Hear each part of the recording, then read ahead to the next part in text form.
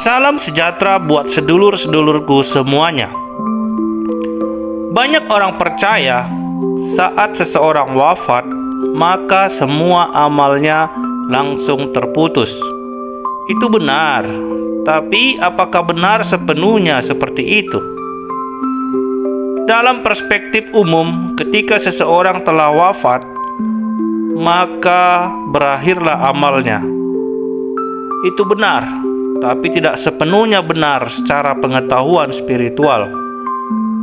Sangat betul sekali ketika seseorang wafat, tapi perilaku buruk, hati penuh kebencian, hasut, iri hati, dan sebagainya ketika masih hidup, maka di alam roh dia akan sangat tersiksa.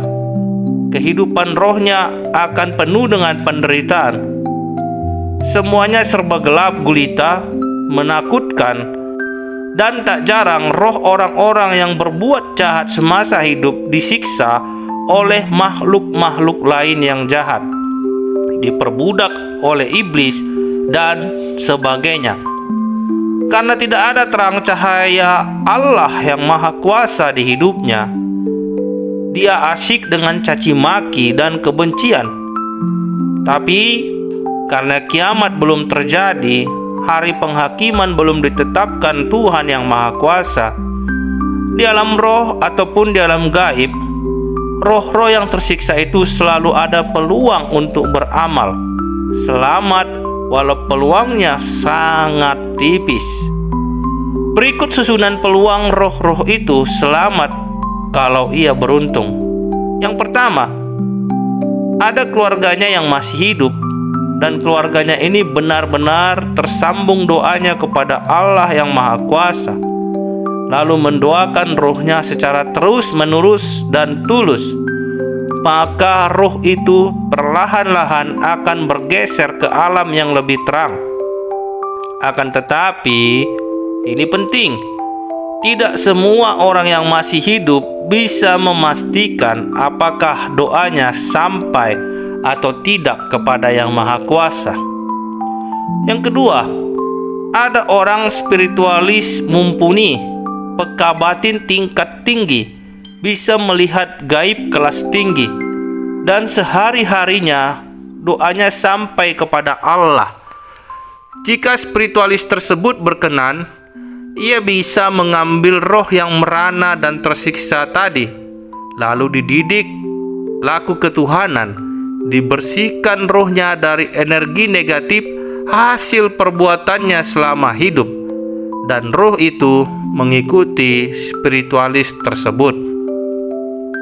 Yang ketiga, ada roh positif atau tokoh ketuhanan yang sudah wafat dan hidup di alam roh, lalu berjumpa dengan roh yang tersiksa tadi.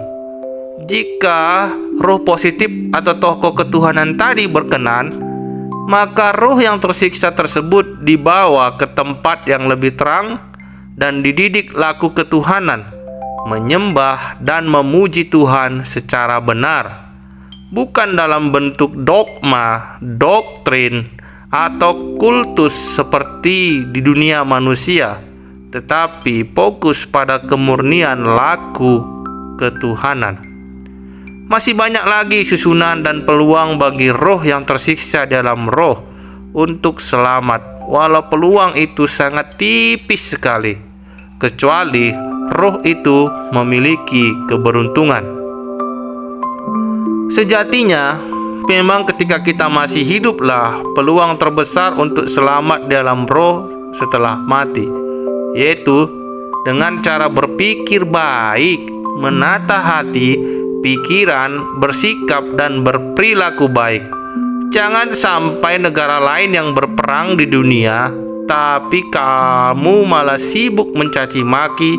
Tanpa sadar, kamu telah menjerumuskan dirimu sendiri menjadi calon roh yang tersiksa setelah mati. Akhir zaman itu sudah dekat, dalam artian kebenaran sudah sampai ke seluruh bumi. Tinggal manusianya mau mengambil kebenaran itu atau tidak. Berbeda dengan zaman dulu, ketika kebenaran sejati hanya sampai kepada segelintir orang saja. sekarang sudah sampai ke segala penjuru dunia. Contoh, Anda memaki dan mengutuk negara Israel karena benci. Tapi jangan lupa, di negara Israel yang kamu maki itu, ada juga banyak orang yang seiman dan seagama denganmu. Makian itu tetap terhitung setelah kamu mati nanti. Lalu makianmu dibalas lagi oleh pihak lain yang membenci Iran, sehingga saling berbalas makian hanya karena perbedaan dukungan negara. Padahal kalian lupa, ada juga orang yang seiman di pihak yang kalian benci itu. Orang yang benar akan berdoa tulus jika ada dua negara yang berperang, meminta perdamaian kepada Tuhan. Bukan memaki-maki di sosial media, tapi orang yang lalai dan bodoh akan terus sibuk dengan caci makinya tanpa sadar sedang menumpuk dosa-dosa dalam hidupnya. Sumber dan produksi dosa terbesar adalah dari hati, pikiran, dan sikap kita sehari-hari.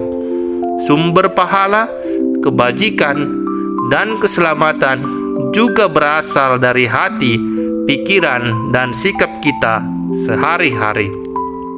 Saya ada kisah seorang ruh wanita. Ia mati terbunuh. Di alam ruh, seluruh tubuhnya penuh darah dan bau amis.